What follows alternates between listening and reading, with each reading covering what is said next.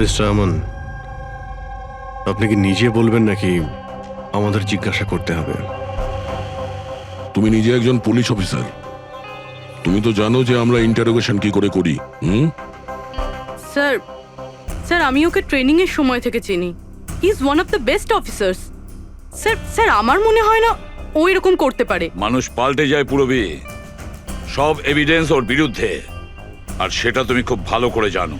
Sir আমার বিশ্বাসই হচ্ছে না যে আপনারা সবাই এটা ভাবছেন যে আমি নয়নার উপরে হাত তুলেছি। খুব ভালোবাসতাম স্যার আমি ওকে, ওর সন্তানের বাবা হতে চলেছিলাম স্যার আমি। আর আমি ওকে কি করে? হ্যাঁ, তুমি ওকে টর্চার করেছো, আর সেই জন্য বেচারি ডিপ্রেশনে চলে গেছিল। ভুল বুঝছেন স্যার আপনি, ও ডিপ্রেশনে ছিলই না। সবসময় হাসি খুশি থাকতো, সবসময় আনন্দে থাকতো। মানে ও সুইসাইড কি করে করতে পারে স্যার? আরে তাহলে সে মেন্টাল হেলথ ফাউন্ডেশনে বারবার ফোন কেন করতো? বিগত কয়েক মাসের মধ্যেই 10টা কল। আমার এই বিষয়ে কোনো আইডিয়া নেই। কল করে উনি হয়তো ডিলিট করে দিতেন, সেই জন্য হয়তো আপনার কোনো আইডিয়া নেই। স্যার দাদা এরকম করতে পারে না। ও তো নয়নাকে খুব ভালোবাসতো, আর নয়না তো খুশিই ছিল। যদি তোমার স্ত্রী খুশিই ছিল, তাহলে ও হেল্পলাইন নাম্বারে ফোন করে কেন বলেছে যে তুমি ওকে টর্চার করো, ওকে ওকে মারো, ওকে ধাক্কা দাও? কেন আমান, উত্তর দাও। পুরবি ওর কাছে কোনো উত্তর থাকলে তো দেবে।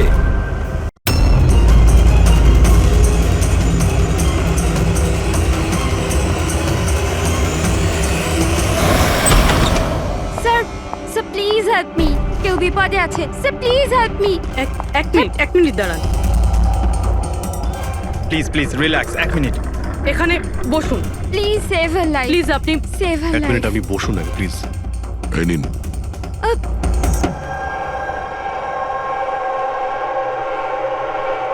হ্যাঁ বলুন।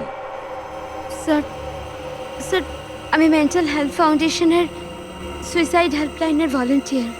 আচ্ছা, যারা ডিপ্রেশনে থাকে বা সুইসাইড করার চেষ্টা করে তাদের কাউন্সেলিং করি।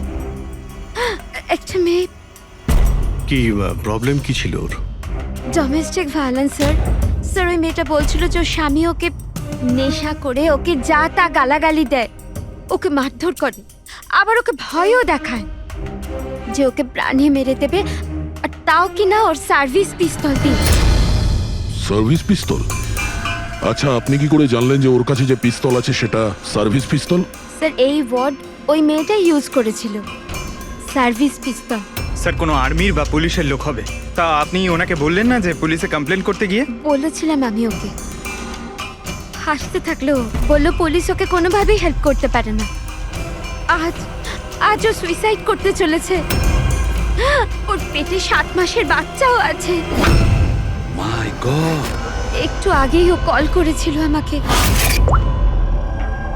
হ্যালো হ্যালো দিদি, দিদি আমি বলছি। হ্যাঁ কেমন আছো তুমি? দিদি আমি অনেক কষ্ট সহ্য করেছি, এবার আমি ডিসিশন নিয়ে নিয়েছি। এবার আমি আর ডিসিশন চেঞ্জ করব না। আমার কথা শোনো, তুমি এরকম কিচ্ছু করবে না, শুনছো তুমি? আজ আমার স্বাদের অনুষ্ঠান, আর তুমি তো জানোই সমস্ত রিলেটিভ কিছুক্ষণ বাদেই বাস ধরে সীতারা চলে যাবে, আর এই বাড়িতে আমি একদম একলা থেকে যাব ওই জানোয়ারটার সাথে। তুমি এসব কিচ্ছু করবে না, আমি তোমাকে আগেও বলেছিলাম না? প্লিজ তুমি পুলিশের কাছে যাও, পুলিশ উইল হেল্প ইউ। দিদি তুমি তো জানো আমি পুলিশের কাছে যেতে পারবো না। আরে তুমি তোমার বাচ্চাটার কথা ভাবো। আরে তোমার পেটে একটা বাচ্চা আছে। ওর কথাই ভাবছি দিদি। আজ যদি নিজের সিদ্ধান্ত বদলে ফেলি, তাহলে 2 মাস পরে আমি নিজের সন্তানকে কোন সমাজে জন্ম দেব বলো? আমি ওকে এমন পিতা দিতে পারি না।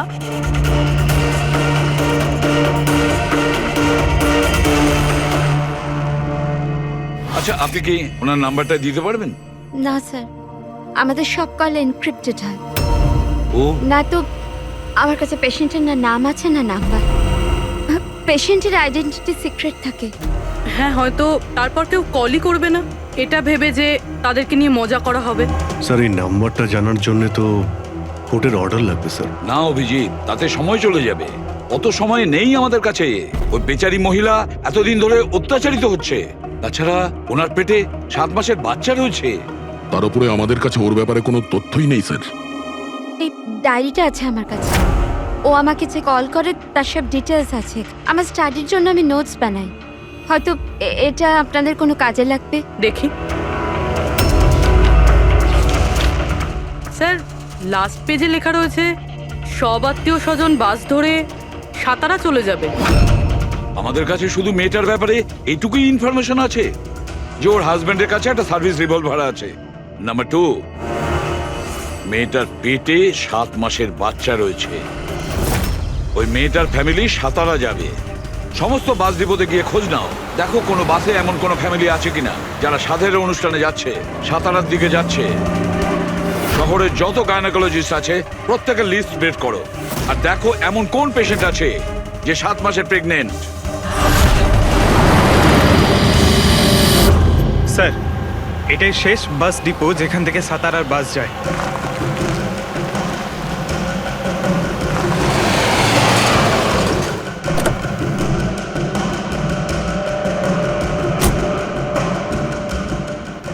দাদা শুনুন, 1 মিনিট দাঁড়া। আজ দুপুরে এখানে এই ডিপো থেকে সাতারার বাস ছাড়ার কথা ছিল না? না, একটা বাস তো যাওয়ার কথা ছিল, কিন্তু 1 ঘন্টা আগে। আসলে ইঞ্জিনটা খারাপ হয়ে যাওয়াতে লেট হয়ে গেছে। সেই বাসটা কোথায় আছে? ওই যে ওই বাসটা। এইটা? এটা? হ্যাঁ হ্যাঁ। আচ্ছা, আপনারা সাতারা যাচ্ছেন তো? হ্যাঁ। হ্যাঁ, কেন? আপনারা কি এখানে সাধের অনুষ্ঠানে এসেছিলেন? হ্যাঁ, কিন্তু আপনারা কারা? দেখো, আমরা সিআইডি থেকে আসছি। এই 7 টাকার ছিল। আমার আত্মীয় নয়নার, কিন্তু কি হয়েছে? এই নয়না কোথায় থাকে? ওর ঘরের অ্যাড্রেসটা দাও তো। B200 Shantinivas Versova. Thank you, thank you. হ্যাঁ দয়া, এই ডিপোতে একটা ফ্যামিলি পাওয়া গেছে। হ্যাঁ, ওরই ফ্যামিলি। আর মেয়েটার নাম হলো নয়না। ঠিকানা হলো B200 শান্তিনিবাস বার্সোবা। আচ্ছা তাই নাকি? ভাই, গাইনোকোলজিস্ট আমাদের এই অ্যাড্রেসে দিয়েছেন। তুমি ওখানে পৌঁছো, আমরা ওখানেই যাচ্ছি। ঠিক আছে, আমরা পৌঁছাচ্ছি। ওকে, বাসোবা।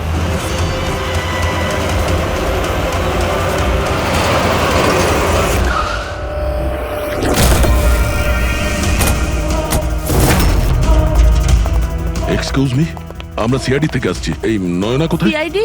হ্যাঁ। স্যার, ওপরে গিয়ে ডান দিকে। কিন্তু কি হয়েছে? কি হয়েছে স্যার?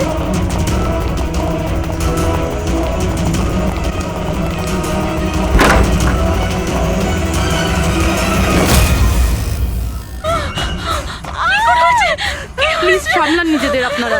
কি করছেন কি? শান্ত হন আপনারা। এটা কি হয়ে গেল? ও সুইসাইড করেই নিল। গুলি চিনের নিচের থেকে উপরের দিকে গেছে। স্যার, অনেকটা রক্ত বেরিয়েছে। মনে হচ্ছে অনেকটা সময় কেটে গেছে। পিছনে সরো। কি দাদা, হলো? দাদা দেখ দাদা। নয়না, এই, না,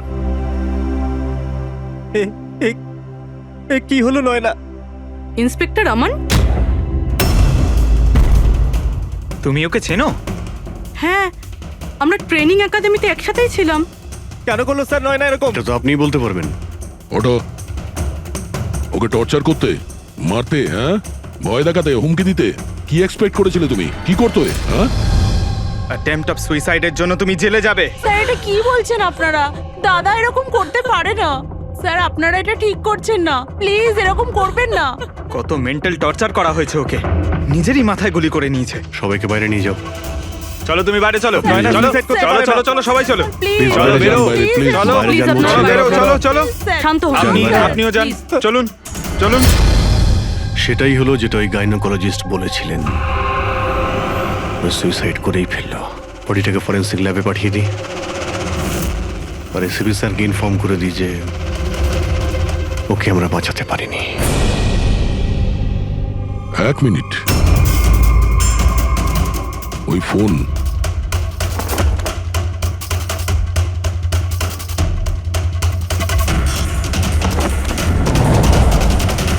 কিন্তু কোথায় যেতে পারে? আচ্ছা, ওনার ফোন কি কেউ দেখেছেন কোথাও? আপনি জানেন? কেউ দেখেছেন কি? হ্যাঁ, স্যার, আমি ফোন করছি ওর নাম্বারে।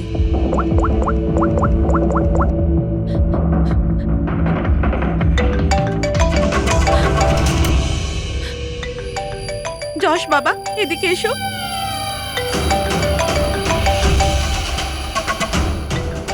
তোমার কাছে দাও।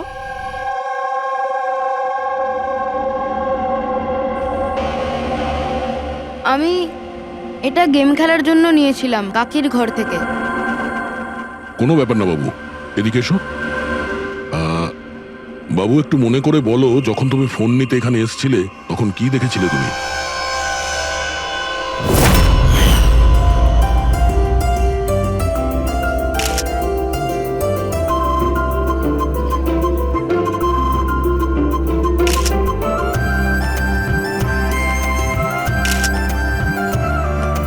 নয়না কত খুশি লাগছে তাই না? কাকি আমার সাথে মোবাইলে গেম খেলবে? গেম এখন এখন তো এত লোকজন আছেন আর আমার ফোনটাও আমার ঘরেই পড়ে আছে, তো এখন তো খেলতে পারবো না, কিন্তু পরে খেললে হবে। হ্যাঁ। এখন না, তুমি গিয়ে ফ্রেন্ডসদের সাথে খেলো, ওকে? ঠিক আছে। যাও। আরে দাদা, বৌদির সাথে গিয়ে ফটো তুল না। হ্যাঁ আমি যাচ্ছি।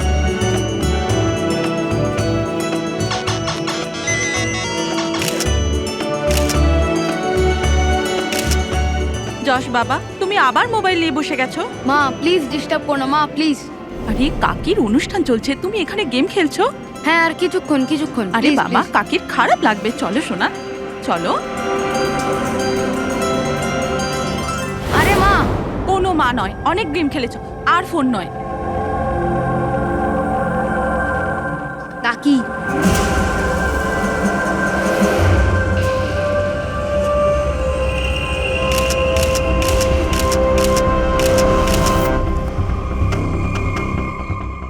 কাকির ফোন কোথায় থাকতে পারে? হ্যাঁ,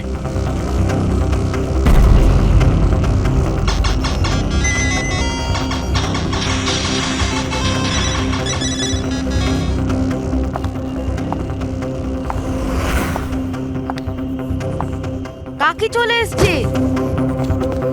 কিন্তু এরপর তুমি ফোনটা ফেরত কোথা থেকে পেলে? এখানে বাইরে পড়েছিল। থ্যাংক ইউ বাবু, তুমি আমাদের অনেক সাহায্য করলে।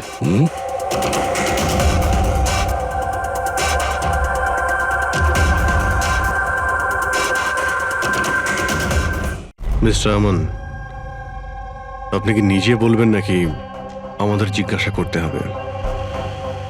তুমি নিজে একজন পুলিশ অফিসার, তুমি তো জানো যে আমরা ইন্টারোগেশন কি করে করি। স্যার স্যার আমি ওকে ট্রেনিং এর সময় থেকে চিনি। He is one of the best officers. Sir আমার মনে হয় না ও এরকম করতে পারে। মানুষ পাল্টে যায় পুরবী, সব এভিডেন্স ওর বিরুদ্ধে, আর সেটা তুমি খুব ভালো করে জানো। স্যার আমার বিশ্বাসই হচ্ছে না যে আপনারা সবাই এটা ভাবছেন যে আমি নয়নার উপরে হাত তুলেছি। খুব ভালোবাসতাম স্যার আমি ওকে, ওর সন্তানের বাবা হতে চলেছিলাম স্যার আমি। আর আমি ওকে কি করে? হ্যাঁ, তুমি ওকে টর্চার করেছো, আর সেই জন্য বেচারি ডিপ্রেশনে চলে গেছিল। ভুল বুঝছেন স্যার আপনি, ও ডিপ্রেশনে ছিলই না। সবসময় ও হাসি খুশি থাকতো, সবসময় আনন্দে থাকতো। মানে ও সুইসাইড কি করে করতে পারে স্যার? আরে তাহলে সে মেন্টাল হেলথ ফাউন্ডেশনে বারবার ফোন কেন করতো? বিগত কয়েক মাসের মধ্যেই 10টা কল। আমার এই বিষয়ে কোনো আইডিয়া নেই। কল করে উনি হয়তো ডিলিট করে দিতেন, সেই জন্য হয়তো আপনার কোনো আইডিয়া নেই। স্যার, দাদা এরকম করতে পারে না, ও তো নয়নাকে খুব ভালোবাসতো, আর নয়না তো খুশিই ছিল। যদি তোমার স্ত্রী খুশিই ছিল, তাহলে ও হেল্পলাইন নাম্বারে ফোন করে কেন বলেছে যে তুমি ওকে টর্চার করো, ওকে মারো, ওকে ধাক্কা দাও? কেন আমান? উত্তর দাও। পুরবী, ওর কাছে কোনো উত্তর থাকলে তো দেবে। ওর টর্চারের কারণে বেচারি ডিপ্রেশনে চলে গিয়েছিল, আর তারপরে ও সুইসাইড করে।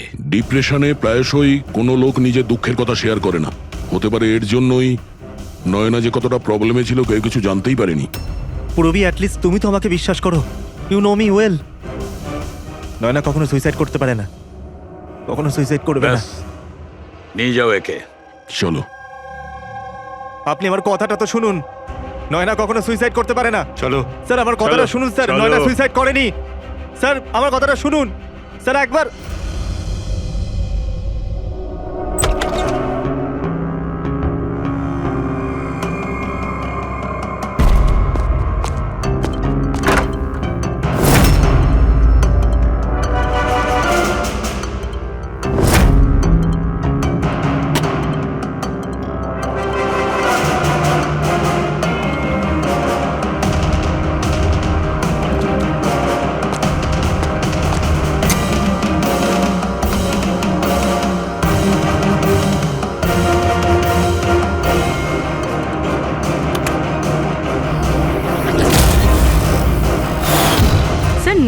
যখন সুইসাইডই করতে চাইছিল, তাহলে ওর আসন্ন সন্তানের জন্য অনলাইন ওয়েবসাইট থেকে বেবি প্রোডাক্টসের শপিং কেন করেছিল? যাতে কারোর সন্দেহ না হয়। হতে পারে, কিন্তু স্যার আমার মনে হয় এটা একটু আশ্চর্য ব্যাপার স্যার। পুরো ব্যাপারটাই আশ্চর্য। তো আপনার মনে হচ্ছে যে আমার আর ভূমি এরা সত্যি বলছে? সেটা তো জানাই যাবে অভিজিৎ, কিন্তু তার আগে ওই সাতভক্ষণ অনুষ্ঠানে নয়নার যত কাছের লোক ছিল ওদের সবাইকে ডাকো। নয়নার সাথে আপনার সম্পর্ক কেমন ছিল? হ্যাঁ স্যার, খুব ভালো ছিল আর খুব ভালো মেয়ে ছিল, সব সময় খুশি থাকতো। তাহলে আপনারও কি মনে হয়েছে যে ওর সঙ্গে কোনো গন্ডগোল হচ্ছে বা কোনো সমস্যা হয়েছে? আমরা অনেক কথা বলতাম, কিন্তু কখনো মনে হয়নি যে ওর হাজবেন্ডের সাথে বা বিয়ে নিয়ে কোনো প্রবলেম ছিল। শোনো বাবা, তোমার তোমার কাকিমাকে কেমন লাগতো? ভালোবাসতেন তোমায়? হ্যাঁ, কাকি আমাদের বাচ্চাদের খুব ভালোবাসতো আর আমাকেও খুব ভালোবাসতো। উনি ওনার ফোনে আমায় গেমও ইনস্টল করতে দিয়েছিল। আচ্ছা, কাকিমা কখনো তোমাকে এমন কোনো কথা বলেছিল, যেমন ওনার তোমার কাকার সাথে কোনো ঝগড়া হয়েছে অথবা ঝামেলা হয়েছে, এরকম কিছু? না, কাকি প্রেগনেন্ট ছিল তো, তাই জন্য উনি তাড়াতাড়ি রেগে যেতেন। আর মাই আমায় বলেছিল যে আমি যেন ওনাকে বিরক্ত না করি। আচ্ছা, নয়নার ব্যবহারে আপনার মানে কোনো সন্দেহ হয়েছিল? না, একদমই না। ও তো খুব খুশি ছিল, পুজোতে ফাংশনে ডান্সও করেছিল। ইনফ্যাক্ট অনেক বেশি এক্সাইটেড ছিল নিজের ফটোশুট নিয়ে।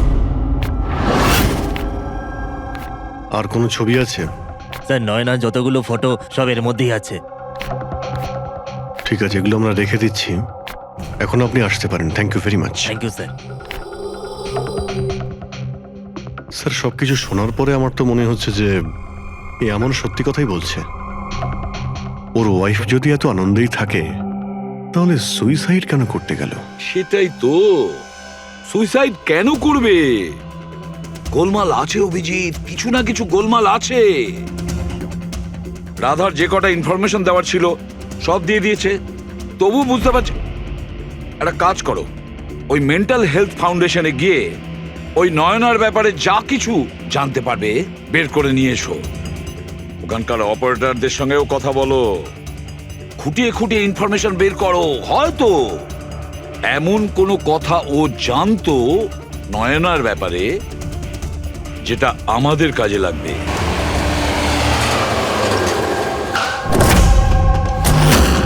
আমরা সিআইডি থেকে আসছি, আপনাকে কিছু জিজ্ঞাসাবাদ করব। এই নাম্বারটা থেকে আপনার ফাউন্ডেশনে একজন লেডি ফোন করতেন, উনি সুইসাইড করেছেন। এর পুরো ইনফরমেশন চাই আমাদের। কবে কল করেছিল, কতবার করেছিল, কখন করেছিল, পুরো ডিটেল। আমি এক্ষুনি চেক করছি।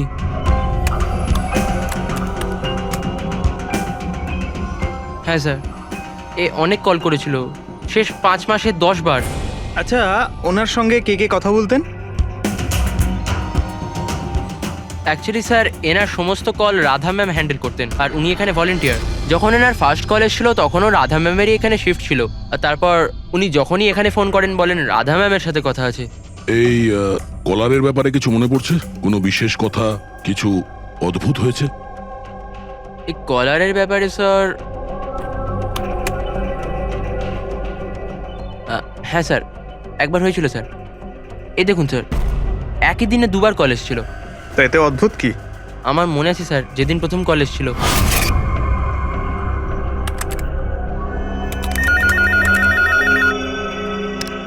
Hello, how may I help you? Hello, আমি রাধা ম্যাডামের সাথে কথা বলতে চাই। হ্যাঁ, sure.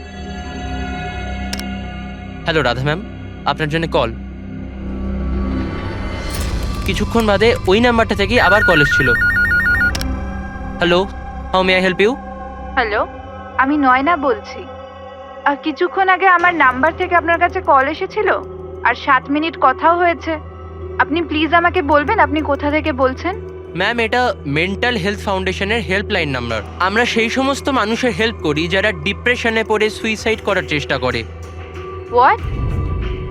Suicide helpline? Yes ma'am.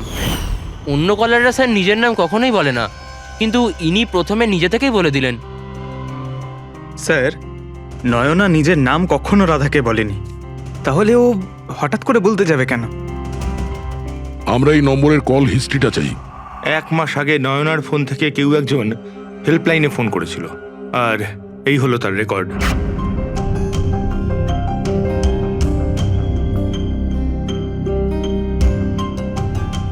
দশ তারিখ তো সেকেন্ড স্যাটারডে ছিল, তো তো কি হচ্ছে? কারণ সেকেন্ড আর ফোর্থ স্যাটারডে বাড়িতে ওর বন্ধুরা আসতো। মানে ওদের মধ্যে কেউ? এই এই দুটো কল তো দুপুরে দেখাচ্ছে। হ্যাঁ, ওর সমস্ত বন্ধুরা দুপুরেই আসতো। কতজন আসতো? তা প্রায় 8-10 জন। আচ্ছা, তুমি কি নয়নার সব বন্ধুদের চেনো? সবাইকে তো নয়, কিন্তু অনেককেই চিনতাম। আমার বোন ভূমিও আসতো। ভূমি, একটা কথা বল। গত মাসে যখন তুমি ওর বাড়িতে গিয়েছিলে দেখা করতে, তখন এমন কিছু হয়েছিল? মানে আমি বলতে চাইছি, অদ্ভুত কোনো ঘটনা বা সেরকম কিছু নিজেদের মধ্যে, বা কোনো খেলার সময় কিছু মনে আছে? না স্যার, এরকম তো কিছুই হয়নি। আমরা প্রতিবারের মতো যেমন খেলতাম সেরকমই খেলছিলাম। আর নয়না, ওকে দেখে কিছু কিছু ডাউট হয়েছিল? স্যার, নয়না তো খুশিই ছিল, ইনফ্যাক্ট মজা করছিল। হ্যাঁ, কিন্তু কিছুক্ষণ পর জানি না একদম সিরিয়াস হয়ে গেছিল, চিন্তিত লাগছিল। জানি না ওর কি হয়েছিল। 5151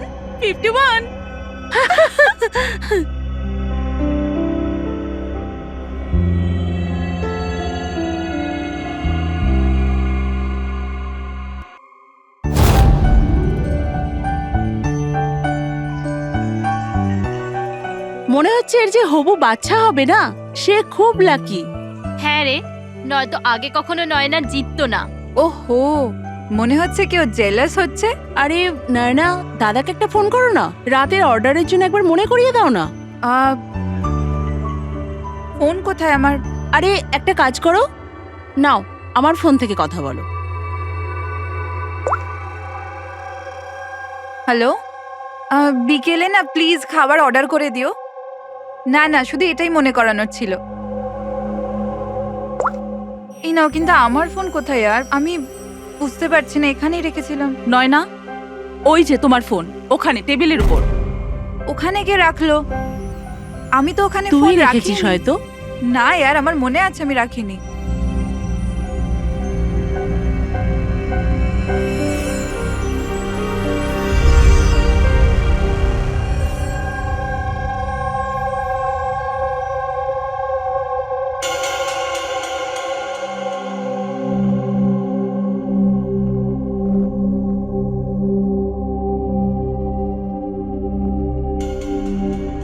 কে কল করেছিল? কি হলো? হ্যাঁ, তুই ঠিক আছিস তো? হ্যাঁ, কেন? জানবি, তোর কোনো টেনশন নেই তো? না, কোনো প্রবলেম নেই। কেন? তোদের যদি কোনো প্রবলেম থাকে তো প্লিজ আমায় বলিস। কেমন প্রবলেম? কি বলছিস তুই? তোর কি হয়েছে হঠাৎ করে? আরে কিছু হয়নি, প্রেগন্যান্সির মধ্যে এরকম মুড সুইংস হয়ে থাকে, এটা একটা ন্যাচারাল ব্যাপার। চলো আমরা সবাই খেলাটা কন্টিনিউ করি। স্যার, নয়না ভূমির ফোন থেকে আমানের সাথে কথা বলছিল দুপুর 1:03 থেকে 1:04 পর্যন্ত। 1:04 পর্যন্ত? আরে সুইসাইড হেল্পলাইনে যে প্রথম ফোন করা হয়েছিল 7 মিনিটের জন্যে, সেটা 12:57 থেকে 1:04 অবধি চলেছিল। আর সেকেন্ডটা 1:20 থেকে 1:21 পর্যন্ত। তার মানে অভিজিৎ, ওই 7 মিনিটের কলটা নয়না নিজে করেনি। কারণ ওই সময় নয়না আমানের সাথে কথা বলছিল ভূমির ফোন থেকে। এক্স্যাক্টলি। তার মানে ওই ফোনটা নয়নার কোনো বন্ধুই হয়তো করেছিল। আপনি কাউকে দেখেছিলেন ওর ফোন তুলতে বা ওর ফোন ব্যবহার করতে? না, আমি তো কাউকে দেখিনি। তার মানে ওই কলটা অন্য কেউ করেছিল। আর স্যার, নয়না যখন ওর ফোনটা খুঁজে পায় আর ওখানে লাস্ট ডায়াল আননোন নাম্বারটা চেক করে, আর তারপর যখন ওই নাম্বারে ফোন করে, তখনও জানতে পারে যে ওটা কোনো সুইসাইড হেল্পলাইনের নাম্বার।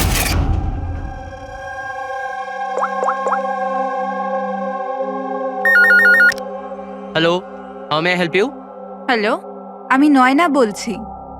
কিছুক্ষণ আগে আমার নাম্বার থেকে আপনার কাছে কল এসেছিল আর 7 মিনিট কথাও হয়েছে। আপনি প্লিজ আমাকে বলবেন আপনি কোথা থেকে বলছেন? ম্যাম, এটা মেন্টাল হেলথ ফাউন্ডেশনের হেল্পলাইন নাম্বার। আমরা সেই সমস্ত মানুষের হেল্প করি যারা ডিপ্রেশনে পড়ে সুইসাইড করার চেষ্টা করে। হোয়াট?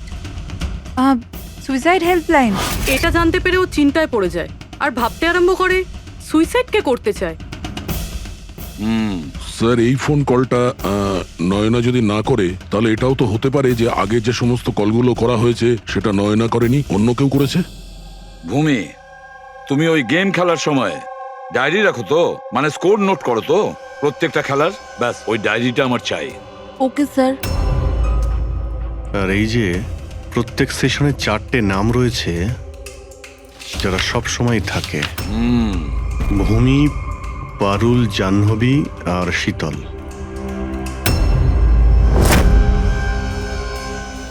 রাধা, একবার চেষ্টা করে দেখো, এই তিনজনের কথা শোনো। দেখো, এই তিনজনের মধ্যে কেউ কি তোমার সঙ্গে কথা বলেছিল? আমি এসব কেন করব? আমি আমার লাইফে খুব খুশি। আমি সুইসাইড কেন করব? যদি আমি ফোন করতাম তো নিজের ফোন থেকে করতাম, নয়নার ফোন থেকে কেন?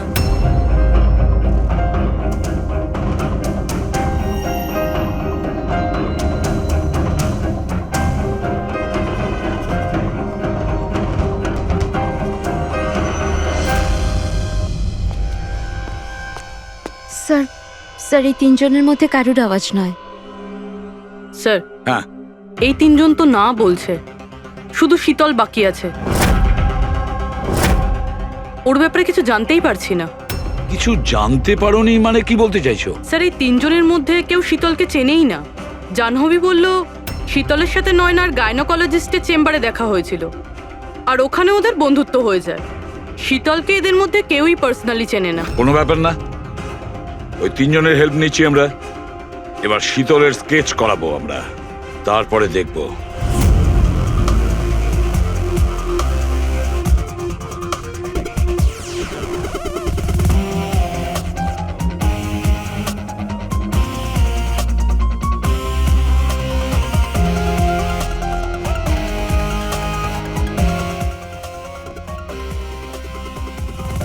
ডক্টর মিনা, এই স্কেচটা একটু মন দিয়ে দেখুন। আচ্ছা, এই মেয়েটা আপনার এখানে চিকিৎসা করাতে আসতো? I don't think so. আমার তো মনে পড়ছে না যে এরকম কোনো লেডি আমার কাছে কোনোদিন এসেছিল। কে ইনি? এর নাম শীতল। আমরা এটা বুঝতে পারি যে আপনার এখানে এত পেশেন্ট আসে যে এই সমস্ত পেশেন্টের নাম মনে রাখা তো মুশকিলের ব্যাপার। রাইট, বাট আমি আমার সব পেশেন্টদের পার্সোনালি চিনি অ্যান্ড আই এম শিওর শীতল নামের কোনো পেশেন্ট আমার কোনোদিন ছিলই না।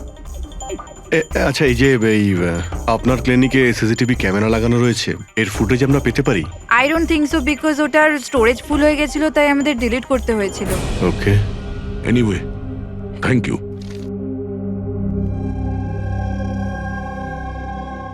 মনে হচ্ছে এই শীতল কোনোদিন পেশেন্ট ছিলই না, শুধুমাত্র নয়নার সঙ্গে বন্ধুত্ব করার জন্য এসেছিল এখানে। ওর প্ল্যান ছিল নয়নার সঙ্গে বন্ধুত্ব করে ওর বাড়িতে ঢোকার। প্রফেশনাল ফ্রড মনে হচ্ছে, আটকাতে হবে ওকে।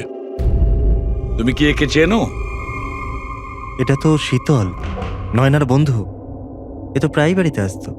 নয়না শীতলের বন্ধুত্ব কবে কোথায় হয়েছে কিছু জানো তুমি? না, আমি জানি না, কিন্তু তাতে কি যায় আসে? যখন আমার নয়নাই রইল না তখন এইসব। এ কি ধরনের পাগলামি করছো? হ্যাঁ, একটু ভেবে দেখো তো। যদি তুমি নির্দোষ হও তাহলে কেউ তো তোমায় ফাঁসানোর চেষ্টা করেছে।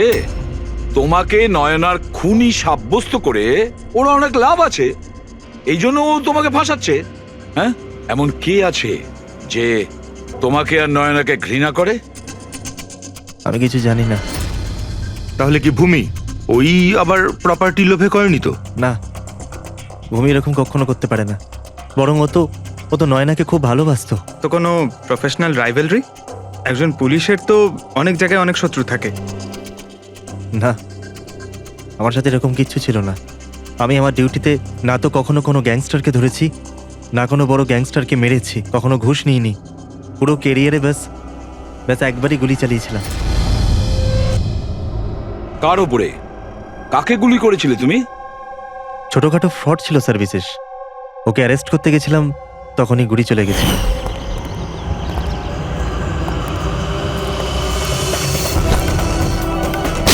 বিশেষ খবরদার ইন্সপেক্টর। হয়তো এই লোকটারই কোনো ভাই বা আত্মীয় প্রতিশোধ নেওয়ার জন্য এসব করেছে। না, যখন আমরা ওকে অ্যারেস্ট করতে গেছিলাম তো ওর কোথাও কোনো পরিবার ছিল না, হয়তো অনাথ ছিল। ঠিক আছে, যদি ওই লোকটার কোনো আত্মীয় স্বজন থাকে তাকে আমরা ছাড়বো না।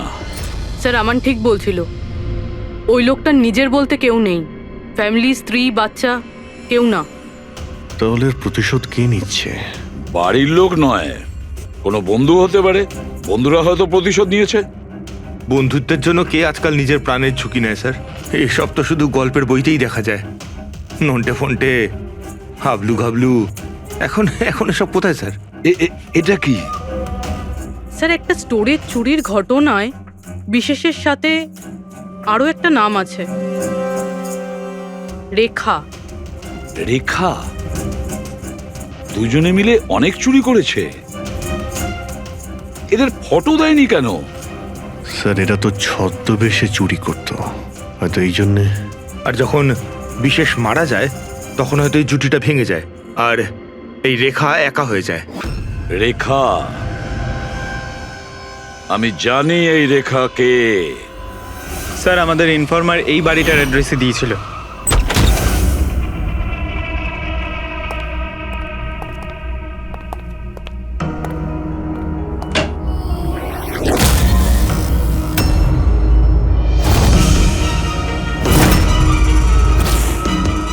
দেখো একটু।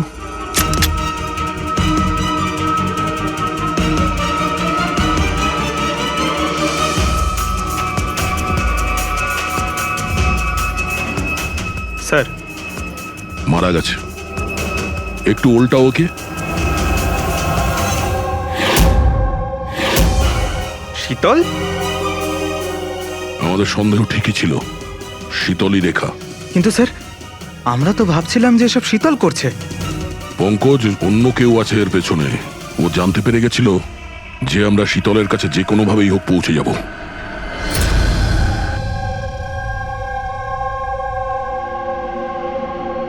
সারিকা, এর ঘাড়ের পেছনের দিকে এইখানে ক্ষত আছে। এইখানে ক্ষত মানে হচ্ছে যে খুনি ওর পেছনের দিকে দাঁড়িয়েছিল। দেখো, এইখানে ছুরির ক্ষতটা আছে, তবে খুনিকে পেছনের দিকে দাঁড়িয়ে থাকতে হবে, তবেই এই আঘাতটা করতে পারবে, রাইট? হ্যাঁ স্যার, আর আমার মনে হয় ও হয়তো খুনিকে চিনতো, কারণ এই ক্ষতটা ছাড়া সারা শরীরে আর কোনো আঘাতের চিহ্ন খুঁজেই পাইনি। রাইট রাইট, সেটাও হতে পারে। তবে একটা কথা ঠিক, ও খুনিকে চিনতো বা চিনতো না, তবে একটা কথা ঠিক যে খুনি ওর পেছনে খুব কাছেই দাঁড়িয়েছিল। দেখো, এত জোরের সঙ্গে এই ছুরিটাকে ব্যবহার করা হয়েছিল যে খুব কাছেই দাঁড়িয়ে থাকতে হবে, তবেই জোরে মারতে পারবে। আর একটা কথা, এই যে ক্ষতটা আছে সেটা বলছে যে কেউ নিজের বাঁ হাতটা ব্যবহার করেছিল, কারণ যদি ডান হাত দিয়ে ছুরিটা মারা হতো তাহলে ক্ষতটা এই অ্যাঙ্গেলে হতো না। এক্ষেত্রে বাঁ হাতটা ব্যবহার করা হয়েছে। হ্যাঁ স্যার, তার মানে খুনি ডেফিনেটলি লেফট হ্যান্ডেড, তাই তো? একদম, এই খুনি লেফটি। আর দেখো, আর একটা কথা, এত জোর দিয়ে এটা ব্যবহার করা হয়েছে। সাপোজ ধরো কোনো ডান হাতি লোক বাঁ হাতে ছুরিটা নিয়ে ব্যবহার করলে তাহলে এত জোরে আঘাতটা করা সম্ভব নয়। এটা সেই করতে পারে যে বাস্তবে একজন লেফটি নেতা। রাইট, খুনি একজন লেফটি, এটা একটা বড় ক্লু। এবার বলে দিও নাকে জনাব এসিপি সাহেবকে। আগে হ্যাঁ, প্রদ্যুম্ন সাহেব। হ্যাঁ বলো সালুকে, বলো। একটা বড় ক্লু পেয়েছি। যে ব্যক্তি এই ছুরিটা ব্যবহার করেছে সে আসলে লেফট হ্যান্ডার। থ্যাংক ইউ সালুকে। সালুকে ফোন করেছিল, বলছিল খুনি লেফট হ্যান্ডেড। স্যার আমরা তো আগেই সবকিছু বলে দিয়েছি, তাহলে আমাদের এখানে আটকেছেন কেন? কেননা সত্যিটা এখনো জানা যায়নি। কাল রাতে আপনাদের সবার হাতে নয়নার ফোন গিয়েছিল। ঠিক করে মনে করে বলুন আর কি হয়েছিল। হয়তো আপনাদের মধ্যে কেউ ওকে দেখেছে বা শুনেছে অন্য কারোর সাথে কথা বলতে। ইয়শ বাবু, আই হোপ তোমার স্মৃতিশক্তি তো ভালো। কিছু মনে আছে তোমার? তুমি আমাদের সাহায্য করবে না? হ্যাঁ, কিন্তু আমি কাউকে তো দেখিনি। আচ্ছা, তোমার যা মনে আছে বলে দাও। আমি প্রমিস করছি যে আমাদের মধ্যে কেউ তোমাকে কিচ্ছু বলবে না। আমি কাকির রুমে তো গিয়েছিলাম, কিছুক্ষণের জন্য ফোন নিতে গেছিলাম। তারপর আমি গেম খেলছিলাম, আর আর কেউ আসছিল ওখান থেকে। তারপর আমি ফোনটা ওখানে সাইডে রেখে চলে গেছিলাম। কোন কোন গেম খেলছিলে তুমি? স্যার, এটা কাকির মোবাইলে তুমি এই গেমটাই খেলছিলে? হ্যাঁ, আমি আর আমার বন্ধু নীলজ আমরা সবসময় এই গেমটাই খেলি। এই গেম তো অনেকেই একসঙ্গে খেলতে পারে, আর সবাই একে অপরকে দেখতেও পায়। তো নীরজ তোমাকে দেখতে পাচ্ছিল যখন তুমি ফোন ওখানে রাখো। স্যার, ফোনে তো রেকর্ড হচ্ছিল। ওখানে কি হয়েছিল সেটা নীরজের ফোন থেকে জানা যেতেই পারে। ঠিক আছে, আমরা নীরজকে ডেকে নিচ্ছি। দেখো বাবা, ঘাবড়াবে না। এখানে আমরা সবাই তোমার বন্ধু। শুধু কিছু জিজ্ঞেস করার আছে ইনফরমেশনের জন্য। যে গেম তোমরা খেলো না মোবাইল থেকে, সেগুলোর ব্যাপারে। যখন তুমি নিজের মোবাইলে গেম খেলছিলে তোমার বন্ধুর সাথে, তখন তুমি ওকে দেখতে পাচ্ছিলে তো? হ্যাঁ। আচ্ছা, আর একটা কথা বলো, যখন তুমি ওকে দেখতে পাচ্ছিলে তখন কি তুমি ওর পেছনে কাউকে দেখেছিলে? না, শুধু যশই ছিল। 1 মিনিট স্যার, যখন যশ ফিরে এলো না ততক্ষণ স্ক্রিন লক হয়নি। স্ক্রিন লক হয়নি মানে? স্যার, মানে গেম অ্যাক্টিভ ছিল, আর যখন গেম অ্যাক্টিভ থাকে তখন ও নিজে নিজেই স্ক্রিনশট নেয়। তাহলে তখনও নিশ্চয়ই নিয়েছে, আর প্রত্যেকটা স্ক্রিনশট ফোনে সেভ হয়ে থাকে।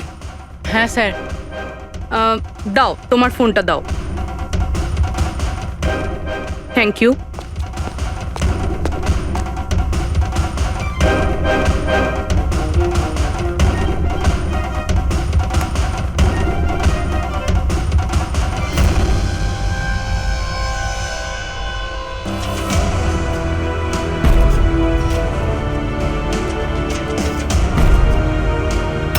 এটা কে? এটা এটা নয়না তো নয়। না, এটা নয়না নয়।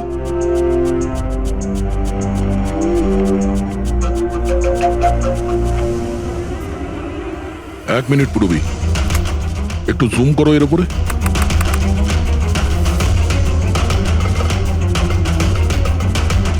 মেহেন্দি আর লেফট হ্যান্ডে এর হাতে মেহেন্দি এইভাবে কেন রয়েছে?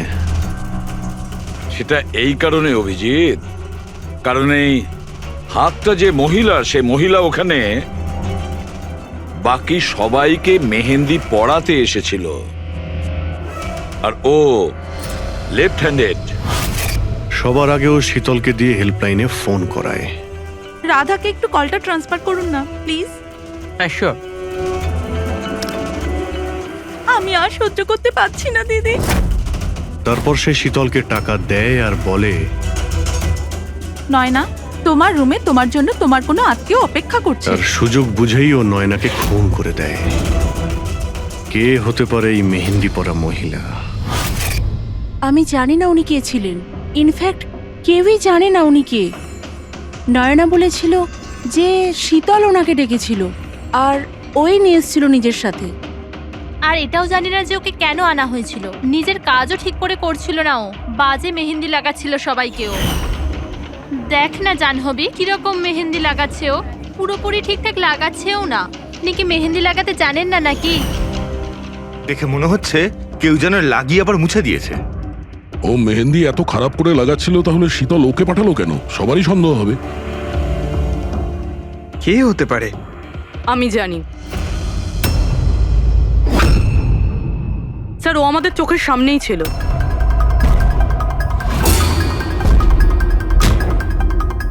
আর আমরা ওকে সন্দেহই করিনি।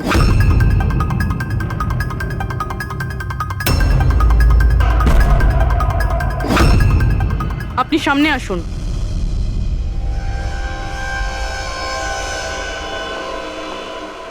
আপনার বা হাতটা দেখান।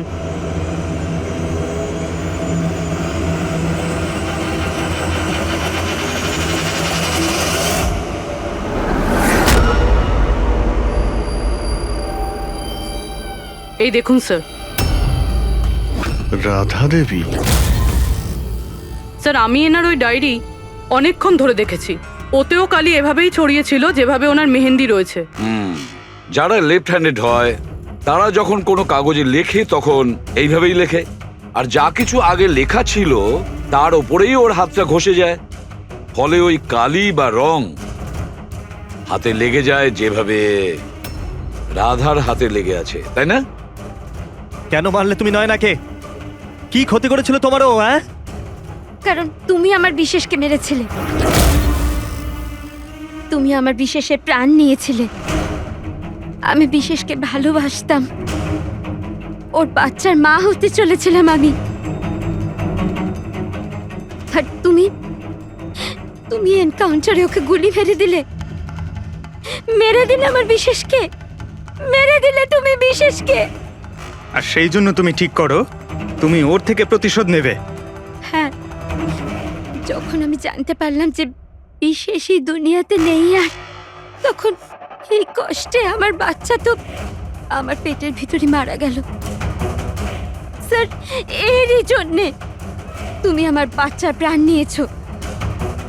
যখন আমি জানতে পারলাম নয়না মা হতে চলেছে, তখন আমার মাথায় রক্ত চেপে গেল। যে যে সুখ আমি নিজে পেলাম না, সেটা সেটা আমি নয়নাকে কি করে দিতে পারি? মেরে দিলাম আমি নয়নাকে, মেরে দিলাম ওকে। তো সেই জন্য তুমি মেন্টাল হেলথ ফাউন্ডেশনে অ্যাজ আ ভলেন্টিয়ার তুমি কাজ করতে শুরু করেছিলে। আর শীতল তোমাকে না, তুমি শীতলকে কাজ দিয়েছো নয়নার সঙ্গে বন্ধুত্ব করার জন্য। হ্যাঁ, শীতলকে আমিই পাঠিয়েছিলাম নয়নার ঘরে, যাতে ও নয়নার ঘর থেকে আমাকে ফোন করতে পারে আমার হেল্পলাইন নাম্বারে। ও আমার ব্যাপারে লোককে জিজ্ঞাসা করে। আর সাধের অনুষ্ঠানে ওই শীতলে আমাকে নয়নার ঘরে ডেকেছিল। আর আর আমি ওখানেই ছিলাম। আমার পক্ষে আর সম্ভব নয় দিদি, আমি যাচ্ছি। এখন তোমার শেষ কাজটা করো, নিচে গিয়ে নয়নাকে এখানে পাঠাও। এখনই পাঠাচ্ছি। আর হ্যাঁ, মোবাইলটা বাইরে রেখে যাও। তোমার রুমে তোমার জন্য তোমার কোনো আত্মীয় অপেক্ষা করছে। ইমন তো এবার বুঝতে পারবে একলা হওয়ার যন্ত্রণা কি। এ তো হওয়ারই ছিল। একটা মায়ের থেকে তার বাচ্চাকে কেড়ে নিয়ে ও মা হতে চলেছিল। এই জন্যই আমি নয়নাকে মেরে দিয়েছি। আর তারপর চালাকি করে আপনি নিজে সিআইডির কাছে এলেন, যাতে আমাদের আপনার উপর সন্দেহ না হয় আর আমরা অন্য কাউকে সন্দেহ করি। আর যখন তুমি দেখলে যে আমরা ওকে অ্যারেস্ট করছি না, তখন তুমি শীতলকেও মেরে ফেললে সাক্ষী নির্মূল করার জন্য। রাধা, এটা কিরকম প্রতিশোধ নিয়েছো তুমি? আইন তোমাকে কোনোদিন ক্ষমা করবে না। তোমার তো কঠোর শাস্তি হবে। সারা জীবন ধরে জেলের গড়াদের পিছনে তোমাকে কাটাতে হবে।